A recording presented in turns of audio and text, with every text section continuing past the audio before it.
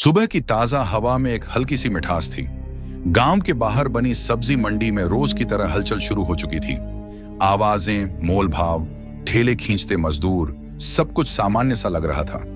लेकिन इस आम भीड़ में आज एक खास शख्स मौजूद था, जिसका वहां होना बेहद असामान्य था। उसने सादे कपड़े पहन रखे थे, सरकारी गाड़ी या सिक्योरिटी गार्ड के एक आम औरत की तरह, उम्र लगभग 35 साल, चेहरा शांत और आत्मविश्वास से भरा हुआ।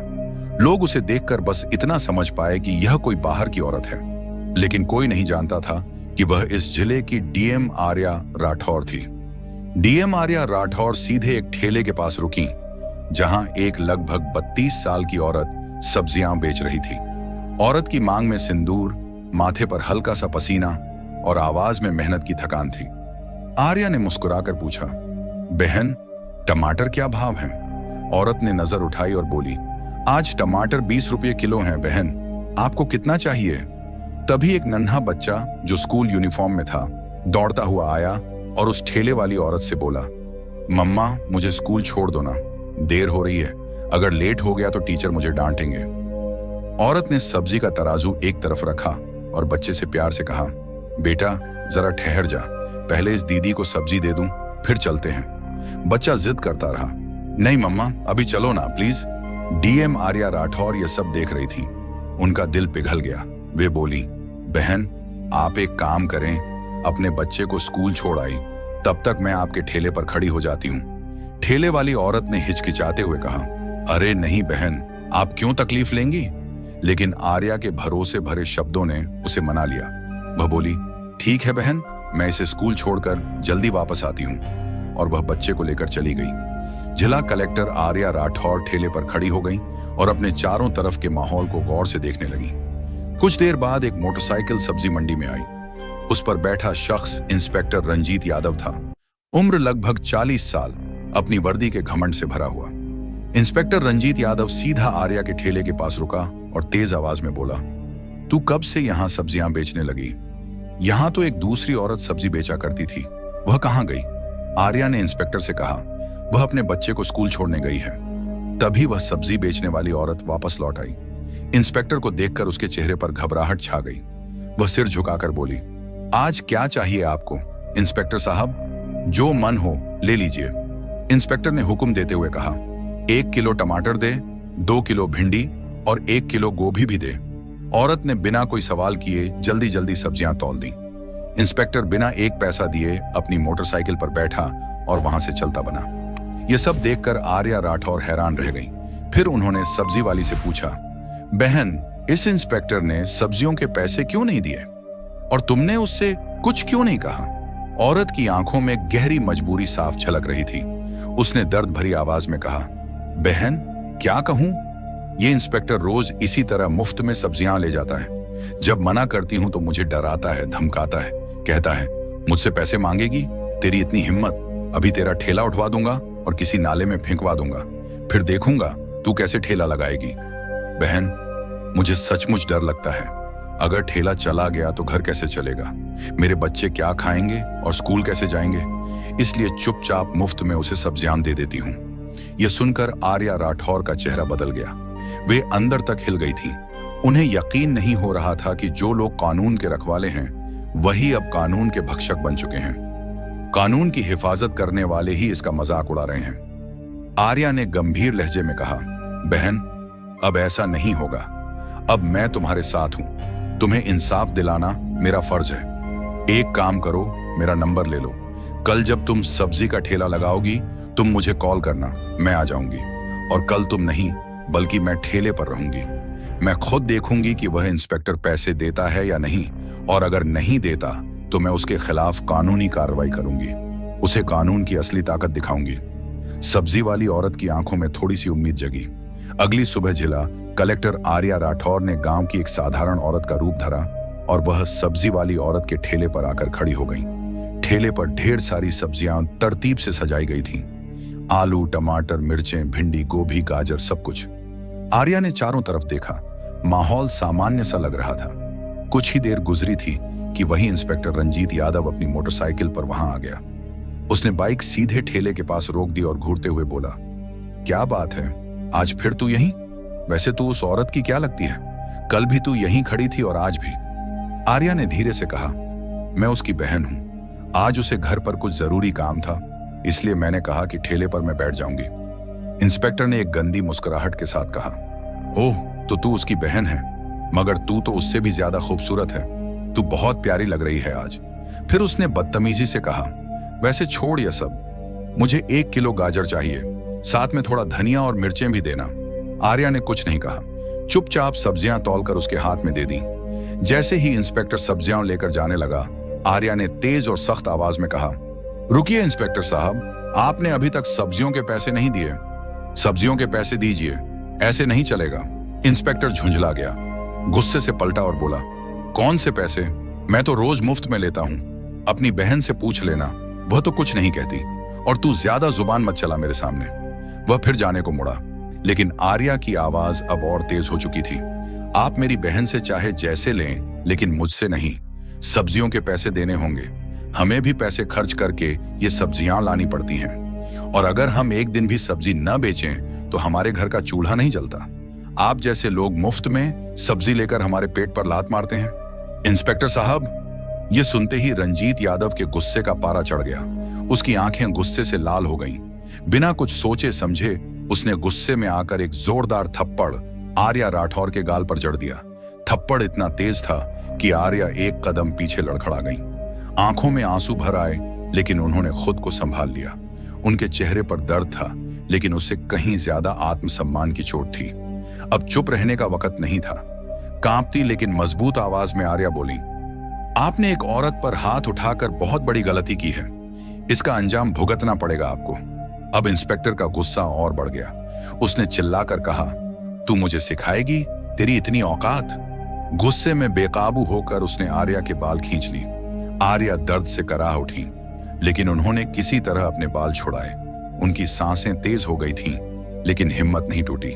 कड़क आवाज में वे बोली, ये सब बहुत गलत हो रहा है। मैं तुम्हारे खिलाफ रिपोर्ट करवाऊंगी। तुम्हें सब्जियों के पैसे देने होंगे। लेकिन इंस्पेक्टर तो अपनी वर्दी और रुतबे के नशे में चूर था। हंसते हुए बोला, रिपोर्ट? तेरी इतनी औकात है? तू एक मामूली सब्जी बेचने वाली और मैं थाने का इंस्पेक्टर। मैं तुझे यहीं खड़े खड़े खरीद सकता हूं। ज्यादा जुबान चलाई तो उल्टा तुझे ही जेल में डाल दूंगा। यह कहकर इंस्पेक्टर ने मोटरसाइकिल स्टार्ट की और वहां से चला गया। आर्या वहीं ठेले के पास खड़ी थी। उनके अंदर का गुस्सा फटने को तैयार था, लेकिन उन्होंने अभी तक खुद को संभाले रखा था। कुछ पल ठेले के पास चुपचाप बैठने के बाद आर्या राठौर ने अपनी जेब से फोन निकाला और सब्जी वाली औरत को कॉल की। धीरे से बोली, बहन, अब तुम ठेले पर आ जाओ। इस इंस्पेक्टर को अब मैं दिखाऊंगी कि कानून की ताकत क्या होती है। जैसे ही सब्जी वाली वहां पहुंची, आर्या वहां से निकल गई। फिर वे सीधे अपने घर लौटी। सादी साड़ी उतारकर अब उन्होंने दूसरे कपड़े पहन लिए थे। चेहरे से थकान तो झलक रही थी, लेकिन आंखों में इंसाफ की आग जल रही थी। दोस्तों, इस कहानी को आधे में छोड़कर मत जाइए, क्योंकि अब आगे इस कहानी का क्लाइमैक्स आने वाला है, जो बहुत ही दिलचस्प है। इसलिए कहानी में अंत तक जरूर बने रहिए। अब आर्या राठौर किसी डीएम की तरह नहीं, बल्कि एक आम औरत की तरह थाने पहुंची, जिसकी पहचान किसी को नहीं थी। थाने के अंदर कदम रखते ही उन्होंने देखा कि इंस्पेक्टर रंजीत यादव वहां नहीं था। केवल एक हवलदार डेस्क पर बैठा चाय पी रहा था। आर्या उसके पास पहुंची और सीधी बात की, मुझे रिपोर्ट दर्ज करवानी है। इंस्पेक्टर रंजीत यादव कहाँ हैं और एसएचओ साहब से मिलना है? हवलदार ने जवाब दिया, इंस्पेक्टर साहब कुछ काम से घर गए हैं और एसएचओ साहब फील्ड विजिट पर निकले हैं। आप चाहें तो कुछ देर बैठ जाएं, वे थोड़ी देर में आने वाले हैं। आर्या चुपचाप एक कोने में पड़ी बेंच पर बैठ गई। वे अब भी अपनी असली पहचान छिपाए हुए थी। अंदर आग धधक रही थी, लेकिन चेहरा शांत था।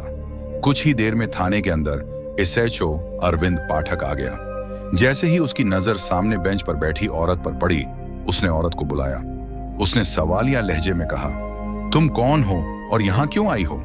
आर्या ने उसी शांत लहजे में जवाब दिया, साहब, मुझे रिपोर्ट दर्ज करवानी है। अरविंद पाठक ने कहा, अच्छा, मेरे केबिन में चलो।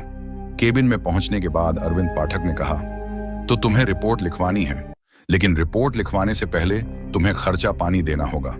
यहां रिपोर्ट दर्ज करवाने के 5,000 रुपये लगते हैं। लाए हो तो निकालो फटाफट, फिर लिखवाते हैं तुम्हारी शिकायत। आर्या का चेहरा सख्त हो गया। गंभीर लहजे में बोली, किस बात का पैसा? रिपोर्ट लिखवाने के लिए तो कोई पैसा नहीं लगता।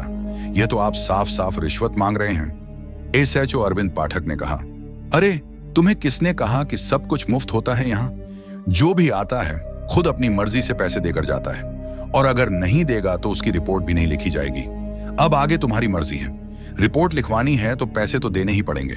आर्या ने गहरी सांस ली, फिर बिना कुछ कहे जेब से 5,000 रुपये निकालकर एसएचओ के सामने रख दिए और बोली, लीजिए अब रिपोर्ट लिखिए। पैसे लेते ही एसएचओ ने पूछा, बताओ किसके खिलाफ रिपोर्ट करनी है? आर्या का चेहरा अब सख्त था। उन्होंने साफ लहजे में कहा, इंस्पेक्टर रंजीत यादव के खिलाफ। उन्होंने एक सब्जी बेचने वाली औरत से बदतमीजी की।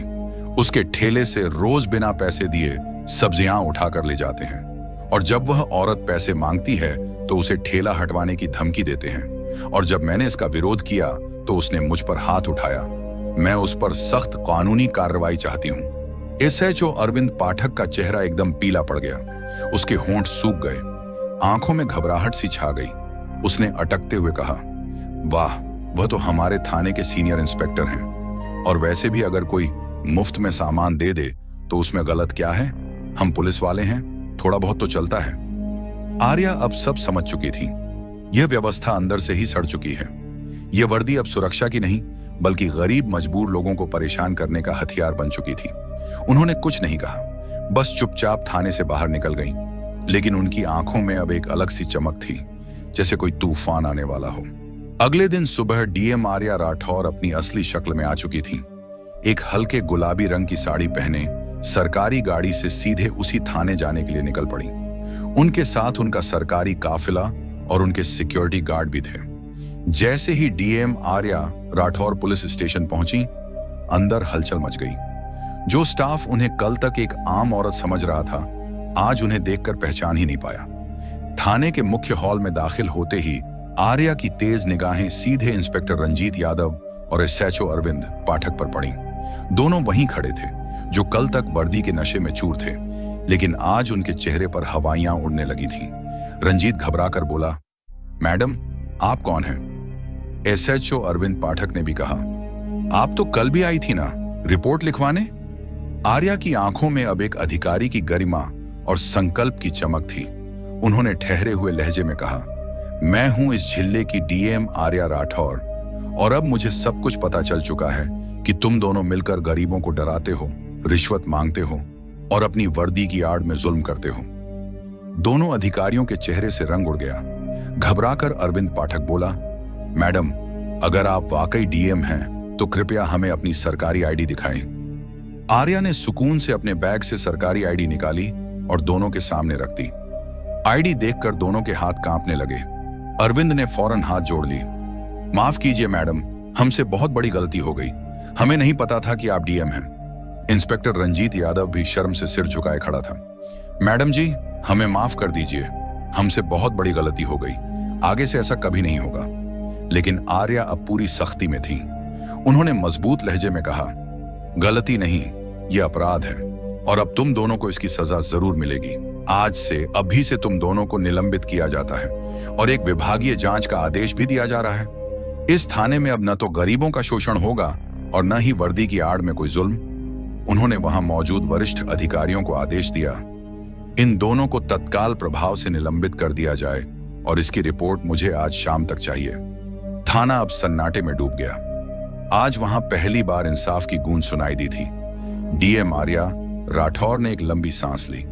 उनका चेहरा अब सख्त था, लेकिन आंखों में हल्का सा दर्द और जिम्मेदारी की झलक थी। उन्होंने दोनों अधिकारियों की तरफ देखा और गंभीर लहजे में कहा, तुम दोनों माफी के लायक नहीं हो। तुम दोनों ने जो किया वह केवल एक जिम्मेदार अधिकारी नहीं बल्कि एक अपराधी करता है।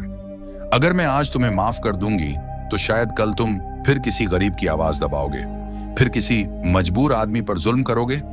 यह कहकर डीएम आर्या राठौर वहां से जाने लगी। तभी पीछे से दोनों अधिकारी, इंस्पेक्टर रंजीत यादव और एसएचओ अरविंद पाठक, जमीन पर घुटनों के बल गिर गए। उनके चेहरे पर शर्म, पछतावा और खौफ का मिश्रण साफ झलक रहा था। मैडम, आप बिल्कुल ठीक कह रही हैं। अरविंद पाठक की आवाज कांप रही थी। हम वाकई माफी के लायक नहीं हैं, लेकिन बस एक मौका दीजिए, हम सब कुछ बदल देंगे। गरीबों को इज्जत देंगे, रिश्वत नहीं लेंगे और कानून का सच्चे में पालन करेंगे। रंजीत यादव भी सिर झुकाकर बोला, हमें माफ कर दीजिए मैडम, अगर हमसे आगे गलती हुई तो आप हमें निलंबित मत कीजिएगा, बल्कि हमें सीधे जेल भेज दीजिएगा। आर्या कुछ पल चुप रही। उनकी आंखें उन दो अधिकारियों के चेहरों पर टिकी थीं। कहीं ना कहीं डीएम आर्या को उनके चेहरों पर पछतावे की झलक नजर आई। उन्होंने गहरी सांस लेते हुए कहा, ठीक है, मैं तुम्हें एक आखिरी मौका देती हूं, लेकिन याद रखना, यह मेरी तरफ से पहली और आखिरी चेतावनी है। अगर एक बार भी किसी गरीब की आवाज मेरे पास पहुंची, अगर फिर किसी ने कहा कि इस थाने में नाइंसाफी हुई है, तो अगली बार माफी नहीं मिलेगी, सीधे जेल होगी। दोनों अधिकारी सिर झुकाए खड़े रहे। उनके चेहरों पर शर्मिंदगी थी और शायद अंदर से कुछ बदल चुका था। जाते जाते आर्या ने पूरे थाने पर एक नजर डाली। वहां मौजूद हर पुलिसकर्मी उनकी बात सुन रहा था। फिर उन्होंने मजबूत लहजे में कहा, पुलिस की वर्दी लोगों को डराने के लिए नहीं, बल्कि उनकी हिफाजत के लिए होती है, उन्हें भरोसा देने के लिए होती है। जब तक वर्दी पहनने वाले खुद इज्जत देना नहीं सीखेंगे, तब तक ये वर्दी भी इज्जत के काबिल नहीं मानी जाएगी। इसके बाद डीएम आर्या राठौर थाने से बाहर निकल गई। पीछे केवल सन्नाटा रह गया, लेकिन वह खामोशी किसी खौफ की नहीं, आत्ममंथन की थी। उस दिन के बाद थाना जैसे वाकई बदल गया। अब कोई रिश्वत नहीं मांगता था, हर फरियादी को बराबरी से सुना जाता था। गरीबों की एफआईआर बिना पैसे के दर्ज होती थी। बाजार, गलियों और चौराहों पर अब पुलिस लोगों की मदद करती नजर आती थी। लोगों में खौफ नहीं फैलाती थी। वही सब्जी वाली औरत जो कभी सिहरी हुई रहती थी, अब अपने ठेले पर मुस्कुराकर खड़ी होती थी, क्योंकि अब उसे किसी से डरने की जरूरत नहीं थी। इस कहानी से हमें यह सबक मिलता है कि पद और रुतबा केवल दिखावे की चीज नहीं, बल्कि एक बड़ी जिम्मेदारी होती है। जब कोई अधिकारी अपने पद का इस्तेमाल गरीबों और मजबूरों की मदद के लिए करता है, तभी समाज में असली बदलाव आता है। नाइंसाफी के खिलाफ खड़ा होना कभी आसान नहीं होता, लेकिन एक सच्चा लीडर वही होता है जो खौफ के आगे हिम्मत दिखाए।